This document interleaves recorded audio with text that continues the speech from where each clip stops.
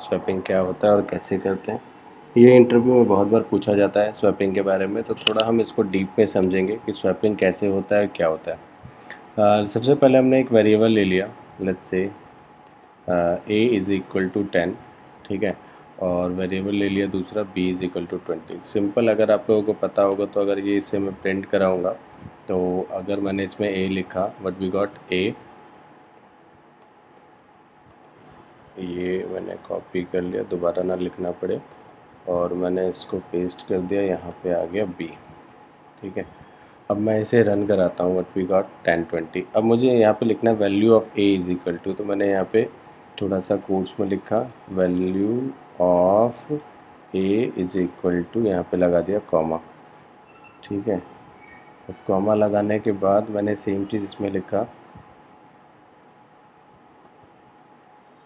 और यहाँ पे मैंने लिख दिया b। तो मतलब अगर मुझे सेपरेशन देना होता है तो मैं कॉमा लगा के लिखता हूँ, तो एज इट इज़ आ गया, ठीक है। अब यहाँ पे मान लीजिए ये तो प्री डिफाइन था अगर मैं वैल्यू यूज़र से लेना चाहता हूँ तो कैसे लूँगा।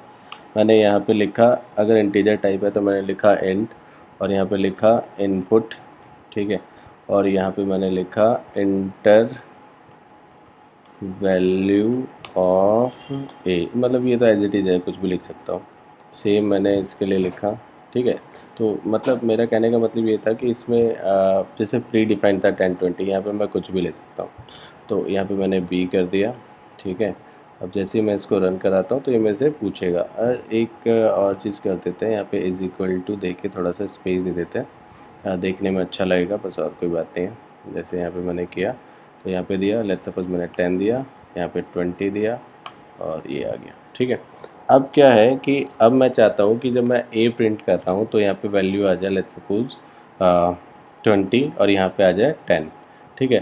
तो यहाँ पे अगर हमें ऐसा लगता है कि हम डायरेक्ट कर दें, यहाँ पे b लिख दें, यहाँ पे a लिख दें, तो आ जाएगा। जैसे कि ऐसा आप लोग ऐसा सोच सकते हैं और सोचते हैं 90%, ठीक है। लेकिन ये एक्चुअली देखा जाए तो वैल्यू आप दिखाने के लिए प्रिंट कर रहे हैं, लेकिन ये वैल्यू b की है। लेकिन मैं चाहता हूँ यहाँ पे a ही लिखा जाए और यहाँ पे b लिखा जाए और स्वैप हो जाए, तो कैसे होगा, तो वो हम थोड़ा सा समझते हैं। और उससे पहले मैं इसको थोड़ा सा कॉपी पेस्ट कर लेता हूँ, एक क्वेश्चन कर लेते हैं, जैसे a is equal to 10, okay, और a is equal to 20, okay, और a इज़ इक्वल टू 30, ठीक है।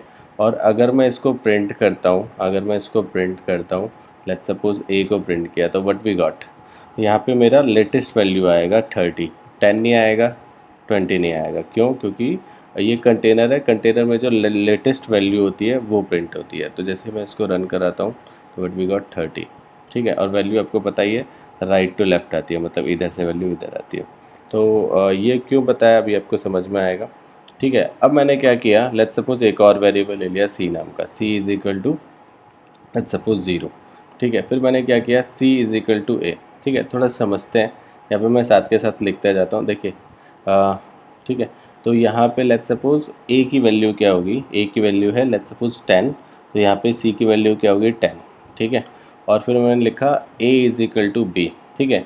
लेट्स सपोज b की वैल्यू मैंने 20 ली थी, तो अब a की वैल्यू 20 होगी, ठीक है। a की वैल्यू क्या होगी 20। फिर मैंने लिखा b is equal to c, ठीक है। तो c की लेटेस्ट वैल्यू क्या है, c की लेटेस्ट वैल्यू यहाँ पे ऑब्वियसली पहले 10 थी, लेकिन अब यहाँ पे आने के बाद क्या हो गई थी, 20 हो गई थी, सॉरी 10 हो गई थी, क्योंकि a की वैल्यू 10 थी। तो अभी c की वैल्यू क्या होगी 10, और ये इसमें जाएगा तो ये भी कितना हो जाएगा 10। तो कहने का मतलब a की वैल्यू यहाँ पे कितनी होगी 20, और b की वैल्यू अब होगी क्या 10। तो जैसे मैं इसको एग्जीक्यूट कराता हूँ, देखिए लेट्स सपोज मैंने यहाँ पे 10 लिया, यहाँ पे 20 लिया, और बिना ये बदले हुए ये स्वैप हो गया।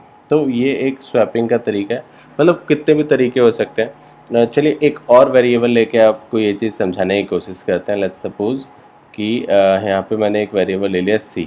अब क्या होगा, थोड़ा सा देखते हैं। लेट्स सपोज यहाँ पे मैंने ले लिया c, और c को ही प्रिंट कराना है, ठीक है। तो यहाँ पे मैंने ले लिया c, ठीक है। अब थोड़ा सा इसमें समझने जैसा क्या है, समझने जैसा ये है कि मान के चलिए कि यहाँ पे पैटर्न क्या है। पैटर्न ये है कि एक नया वेरिएबल लेते हैं और पहले वाले वेरिएबल को उठा कर डाल देते हैं। क्यों डाल देते हैं, क्योंकि फिर हम इसकी वैल्यू चेंज कर सकते हैं अगर एक बार ये स्टोर हो गया तो। और जो लास्ट वाला वेरिएबल बच जाएगा उसमें ये वैल्यू डाल देते हैं। तो मतलब कुछ ऐसा चल रहा है, मतलब यहाँ पे ए आ जाएगा, इसका काम हो गया, वैल्यू स्वैप हो गई। तो अब इसने इसको दे दिया, तो अब इसमें वैल्यू चाहिए, तो वैल्यू देने के बाद दे दिया वैल्यू, अब नई वैल्यू चाहिए, दे दिया वैल्यू, अब नई वैल्यू चाहिए। तो ऐसे ही हमने क्या किया, एक नया वेरिएबल बनाया डी नाम का। अब सेम चीज़, अब क्या करेंगे, नए वेरिएबल में वैल्यू दे दिया, अब ए को नया वैल्यू चाहिए, ठीक है, किसका चाहिए भाई, अगले वाले का। फिर बी ने वैल्यू दे दी, अब बी को नया वैल्यू चाहिए, तो भाई बी में क्या वैल्यू आ जाएगी, सी की वैल्यू आ जाएगी, ठीक है। अब सी ने दे दिया वैल्यू, अब सी को नई वैल्यू चाहिए, नई वैल्यू मतलब जो पहले वैल्यू दिया था, मतलब ए वाली वैल्यू चाहिए। तो यहाँ पे क्या आ गया, लेट्स सपोज डी। तो थोड़ा सा समझते हैं, लेट्स सपोज इसका वैल्यू था 10, मैं यहाँ पे लिख रहा हूँ थोड़ा समझाने के लिए, ठीक है। लेट्स सपोज इसकी वैल्यू क्या होगी, डी की वैल्यू होगी अब लेट्स सपोज 10, ठीक है। अब अगर मैं इसको समझाने के लिए बोलूँ, तो D is equal to, sorry, A is equal to में क्या हो गया, ए इज इक्वल टू में लेट्स सपोज अपना क्या हो गया,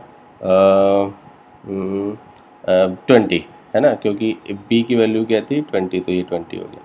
अब ऐसे ही अगर मैं बात करूँ बी की, तो बी का वैल्यू क्या हो गया, सी का वैल्यू क्या था 30। अब सी में वैल्यू चाहिए, है ना, तो सी में वैल्यू चाहिए, तो आपने क्या किया यहाँ पे, सी इज इक्वल टू डी की वैल्यू क्या थी, लेटेस्ट वैल्यू क्या थी 10। तो अगर आप यहाँ पे देखें तो ए की वैल्यू चेंज हो चुकी है, बी की वैल्यू चेंज हो चुकी है, और सी की वैल्यू चेंज हो चुकी है, मतलब अपनी वैल्यू तो अब नहीं है एटलीस्ट, ठीक है। अब इसको एक बार एग्जीक्यूट करके भी देख लेते हैं, आपको चीज़ें और डीप में समझ में आएगी।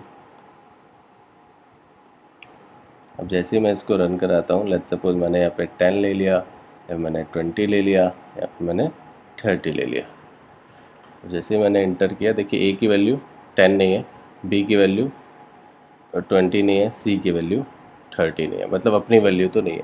तो ये स्वैप हो गया, ठीक है। तो एक तो ये तरीका होता है, मतलब ये आपको लगेगा कि ये कैसे मुझे याद करना पड़ेगा, नहीं, करते करते आप सीख जाएंगे, ठीक है। अब मान के चलिए मुझे ना थर्ड वेरिएबल नहीं लेना, जैसे इसमें फोर्थ वेरिएबल लेना था तो नहीं लेना, उसको बिगाड़ कैसे करेंगे, कोई नया वेरिएबल लिए बगैर, ठीक है।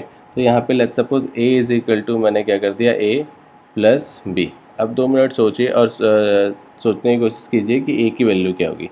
लेट्स सपोज ए की वैल्यू 10 थी, बी की वैल्यू 20 थी, तो 10 प्लस 20, देखिए वैल्यू 30, तो अब ए में कितनी आ गई 30, ठीक है।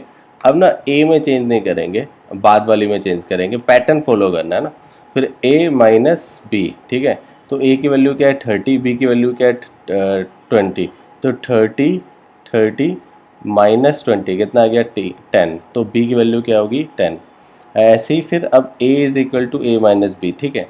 तो a की वैल्यू क्या है 30, ओके, b की वैल्यू क्या लेके आया 10, तो 30 माइनस 10 कितना हो गया 20। तो जैसे इसको एग्जीक्यूट करेंगे, लेट्स सपोज यहाँ पे आ गया 10, यहाँ पे आ गया 20, हियर वी गो, ठीक है। तो पैटर्न फॉलो करना है, तो सेम हम कैसे भी कर सकते हैं। लेट्स सपोज मैंने थर्ड वेरिएबल लिया, अब मुझे इसको ऐसे कर लेते हैं, लिखा ही हुआ था, तो थर्ड मैंने ले लिया, ठीक है। अब मैं चाहता हूँ कि फोर्थ ना लूँ और स्वैप हो जाए, same A is equal to में यूज सारे करना है, बी प्लस सी, ठीक है ना। अब मैंने क्या किया, यहाँ पे ये कर दिया, उसके बाद मैंने लिखा बी इज इक्वल टू, देखिए पैटर्न फॉलो हो रहा है, ए के बाद बी आ रहा है, बी वाला जो काम है वो लास्ट में होगा। अब क्या किया था, माइनस किया था, तो ए माइनस बी माइनस सी, ठीक है। थोड़ा समझ लेते हैं, 10 20 30, तो 10 प्लस 20 कितना हो गया 30, 30 प्लस 30 कितना हो गया 60, तो ए की वैल्यू 60 होगी, ठीक है। अब ये बी की वैल्यू क्या है 20, और इसी है 30, तो 20 प्लस 30 50, तो बी की वैल्यू क्या होगी 10, ठीक है। याद रखिएगा ये चीज़, हाँ। फिर मैंने लिखा, अब पैटर्न फॉलो हो रहा है तो बी आएगा, तो B is equal to A minus B minus C, ठीक है। तो ए का कितना था 60, ठीक है। बी का कितना हो गया, बी का कितना हो गया, बी का हो गया था अभी 10, और सी का कितना है 30, तो ये कितना हो गया बी 60 माइनस 10 कितना हो गया 50, 50 माइनस 20 30, तो कितना आ गया 20, ठीक है। ऐसे ही फिर अब क्या बच गया, ए की वैल्यू बी की आ गई, अब क्या बच गया, लास्ट में मैंने बताया था ए का, ठीक है, माइनस बी माइनस सी, ठीक है। तो अब ए की वैल्यू क्या है 60, ओके, बी की वैल्यू क्या है 10, तो कितना हो गया 30 माइनस 10। जैसे अब मैं इसको एग्जीक्यूट करता हूँ, आपको और चीज़ें समझ में आएगी। यहाँ पे 20 हो गया, यहाँ पे 30 हो गया, देखिए हो गया सर। तो ये अब चौथा भी ले लेंगे ना, तो सेम डी आ जाएगा, A plus B plus C plus D, ठीक है, A minus B minus C minus D, ऐसे ही चलता रहेगा। ये मतलब ये पैटर्न है, ये अगर आप समझ लेते हैं, लॉजिक बना लेते हैं, तो सारी चीज़ें सॉर्टेड है। तो मेरे को लगता है आपको स्वैपिंग समझ में आया होगा कि कैसे स्वैपिंग होता है। आपको इंटरव्यू में पूछा जाएगा, 100% पूछा जाएगा, तो आप आराम से सॉल्व कर पाएंगे। Thank you so much.